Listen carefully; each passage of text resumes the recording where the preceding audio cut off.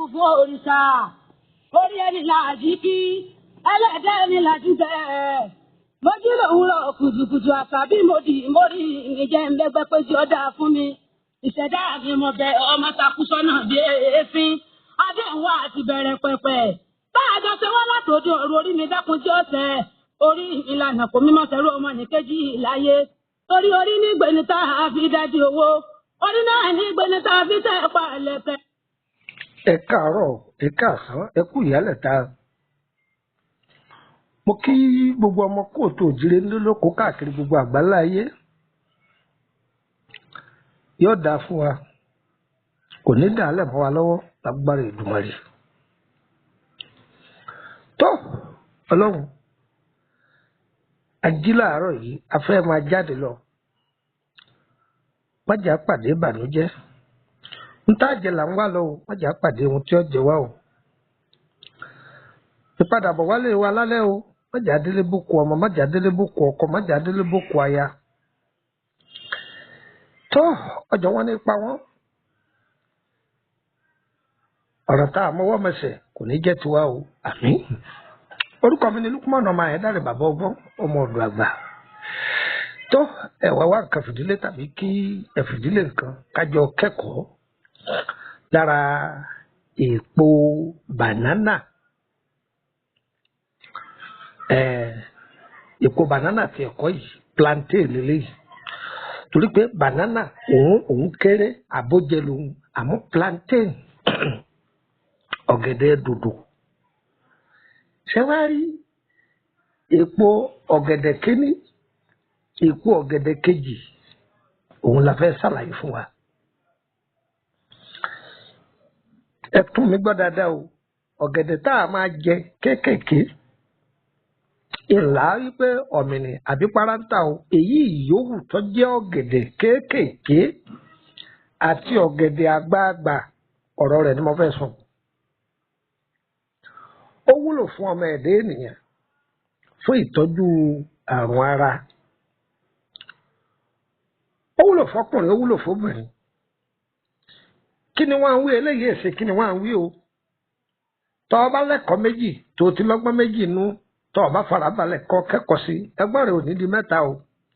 Tọ́ ọ bá lẹ́gbọ́n mẹ́ta nú tọ́ ọ bá farabalẹ̀ ọgbọ́n ọdún rẹ̀ ò ní di mẹ́rin o. Àá máa kẹ́kọ̀ọ́ ní gbogbo bí a bá gbọ́ ni. Ǹjọ́ gbọ́? Ọyẹ wá nǹkan fìdílé tàbí kẹ fìdílé nǹkan ẹ wá fẹnu yín mẹ́nu kẹ fìtèmétè kẹ wá sẹnu kẹmú ẹyá mi létí ìtọ̀tún ẹ fìtè sílẹ̀. Tábàrà ti gbẹ́tọ̀ yìí tán gbìyànjú kó ṣe sàárà àfihàn mẹ́wàá mẹ́ bóòlù ó ti ṣe ṣíà rẹ̀ kọ́ máa ṣíà rẹ̀ fún wọn kọ́ máa ṣíà rẹ̀ fún wọn. Àfihàn nítorí kẹ́ lè wá ṣiṣẹ́ lọ́dọ̀ wa o kó lè jẹ́ ìtúsílẹ̀ fún ìrìn àjò ayé ọmọ ẹ̀dá kúrò lọ́wọ́ àìsàn fòníkú fọ̀láǹdé tó ọyá ẹ máa bá bọ̀ wá. orí ní bàbá fífi wọ̀sọ̀ mọ́sáàdì àtọ̀bà fi tanná yan àtàbí o orí mi jọ̀wọ́ jẹ́ ń bẹ́gbẹ́ pé orí mi gbè mí o ẹlẹ́dà mi gbè mí orí mi gbè mí o ẹlẹ́dà mi gbè mí orí mi gbọ̀ọ́yà nílé rà orí mi gbè mí o ẹlẹ́dà mi gbè mí ọ̀jẹ̀ ní ìgbọ̀mọ̀ ọlọ́jẹ̀ orí mi gbè mí láyé orí mi gbè mí o ẹlẹ́dà mi gbè mí o orí mi gbọ̀ọ́yà nílé rà orí mi gbè mí o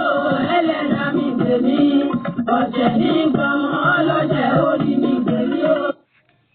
Orí gbogbo wa ó gbè wá orí wa yóò ṣàlátìlẹ́yìn fún gbogbo wa orí wo ò ní takò wá o. Ìwọ tó ní àrùn ọgbẹ́nú súnmọ́ bí ṣe rí èpo ọ̀gẹ̀dẹ̀ yìí méjèèjì àbíwọ̀ tó ní àrùn ìtọ̀ ṣúgà súnmọ́ bí àbíwọ̀ tó ní egbò àdáàjínà súnmọ́ bí báwo là á ṣe lò ṣe rí èpo ọ̀gẹ̀dẹ̀ yìí àwọn bàbá wọn wà àjọ yóò pọ̀ wọ́n wá kó sí agbada ẹ wá wá èèpo ọ̀bọ̀ ẹ̀gẹ̀ kéékèèké ẹ̀kọ́ lé lórí mo lérò pé ń gbọ́ mi dáadáa o èpo ọ̀bọ̀ pẹ̀lú èpo ọ̀gẹ̀dẹ̀ ọ̀tán ẹ̀jọ̀ ń lérò pé gbọ́ mo wí ẹ ti jó tán tẹ́ bá ti wá jó tán tẹ́ sọ̀ kalẹ̀ ẹ lọ́ lọ́múlọ́mú ṣẹlẹ́ni tí tọ́ba dàbẹ́ ní ká pé ó ní egbò àdá àjínà ẹni kọ́ máa fi sójú ẹsẹ̀ náà ẹ̀gbọ́ ọlọ́run ó lò ní sábàbí ẹ̀sọ́ kó de ní. ìtura ti sọ̀kan ẹ̀kẹrin fún wa iṣẹ́ títún ṣe bẹ́ẹ̀ sí jó yìí èèyàn máa jẹun ẹni tó bá jẹ́ pé ibà sábà máa la alálà púpọ̀ jù pé òun ń jẹun ojú oorun ẹni kò jó kalẹ̀ kó tó sùn lálẹ́ rọra ta díẹ̀ sẹ́nu kó fomi lò ó tán òṣùwọ̀n tí wọ́n fún ọ jẹ lójú oorun tí ó ṣiṣẹ́ fún ọ mọ́ọ́dọ̀ ó sì fọ́ èpo ọ̀gẹ̀dẹ̀ iṣẹ́ kẹta títún sí rèé o ṣẹ́rí bó ṣe wà yìí ẹ̀gẹ̀ kéékèèké ẹ wá sa sóòrùn ẹ sa títí tí ó fi gbẹ tó bá ti wá gbẹ tán dáadáa ẹ wá lọ òun nìkan ni o èpo ọ̀gẹ̀dẹ̀ ni o ọyẹ mísì ẹmú yìí ẹni tó ní àrùn họ́sà ẹni kọ́ máa fi lo ògì tútù ẹ̀kọ́ 34 yẹn tàbẹ́kọ̀ tẹ ẹ̀pò yóò ti tutù sẹ́wọ̀n pé ní oyin lè dá sí ẹ lè wọ́ oyin lítà kẹtẹ̀ dá sínú ẹ̀ ẹ máa bù ú sínú ògì yẹn kẹ máa lò ní àárọ̀ alẹ́ ní agbára ọlọ́run yóò dùn gbàgbé ẹ ń bẹ̀rẹ̀ pé lọ́wọ́ mi pé ẹni tó wá ní diabetes nǹkan bó lòun ó ti ṣe ọyẹ ẹ̀ máa bá bọ̀ akíbà mọ̀ ẹ lè fẹ́ béèrè nípa ìrìn àjò ayé yín àwa náà kọ́ ọlọ́run ni o àbí ìtọ́jú àrùn nípa ewé àtegbò ẹ kàn sí wa +23480 3298 3298 ẹ gbọ́ mi dáadáa +23480 3298 3298 ẹ jẹun fún yín ní MTN number kan sí +23481 33 155 111 nọ́mbà méjèèjì tí mo fi lẹ̀ hotline mi ni tẹ́ bá ti pè é dàrẹ́tì tí ò lọ mi ò sí Nàìjíríà ni ẹ pè WhatsApp ẹ máa gbé ẹ pè mí lórí WhatsApp ẹ tẹ́ bá tó pè mí tí mo gbé tán ní kẹrin pé fi mẹ́sẹ̀gì rẹ̀ ó dúró báwọn. níwọ̀n fún yín ní nọ́mbà orílẹ̀-èdè Benin kan sí kò síbi tí mo wà tẹ́ bá pe nọ́mbà yìí yóò lọ kódà mo wà Nàìjíríà bí wọ́n wà ní Benin ní àbọ̀ wà ní ìlú tó bá sì tẹ́ àtijọ́ French country pé pè mí dàrẹ́tì yóò wọlé +229 54 65 1928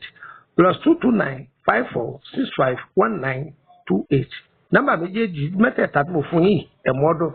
nọ́mbà Côte d'Ivoire ẹ máa gbọ́ wọn náà lórí ètò ìwọ tó ní àrùn ìtọ̀ ṣúgà epo yìí ẹ ṣàyẹ ọ̀gbẹ́ni o ìgbà tẹ́ ti wá ṣàtọgbẹ tán ẹ wà lọ wá àǹbèrè èso àǹbèrè gbígbẹ ẹ gún papọ̀ ẹ lọ pẹ̀lú ẹ kó ṣe lọ́múlọ́mú dáadáa gbìyànjú kẹ́ máa fún mi tútù lò láàárọ̀ lálẹ́ nígbà ẹ bèè lò láàrin ọ̀sẹ̀ méjì ẹ dúpẹ́ fọ́lọ́run tó yẹ wá kò ní yẹ lẹ orúkọ mi ní Lukman ọmọ àyẹ̀dáre bàbá ọgbọ́n ọmọ ọdún àgbà eré gbogbo ní sojú ọjọ́ eré wa ní sojú wa ẹ̀yin tẹ́ ń béèrè ìwé ìtumọ̀ àlá ó ti tán pátápátá ìwé yẹn àti ṣe é ti pẹ́ o ó ti tán ké sọ̀rọ̀ ọdún 4 sásìkò yìí o ẹ má béèrè ẹ̀mọ́ lọ́wọ́ mi ṣèmí ìmọ̀jáde o tó ìtọ́jú ara lórí àrùn ara àbí lórí iṣẹ́ ẹni lórí ẹ̀kàn sí wa èyí ọba jẹ́ tiwa á sọ pé agbára ewé àti gbòkà èyí tí ọba jẹ́ tiwa á sọ fún yín pé olóyìnbó ló lélẹ́yìí àwa kì í fi kàbọ̀ kánú adára fún wa o ire o ire kàbètì nílé gbogbo wa o. orí lágbàgbé tọ́jà bàálù dáró orí lágbàlùkò ọ̀nà àjọba nílé. fóṣù. Orílẹ̀-èdè lẹ́kẹ́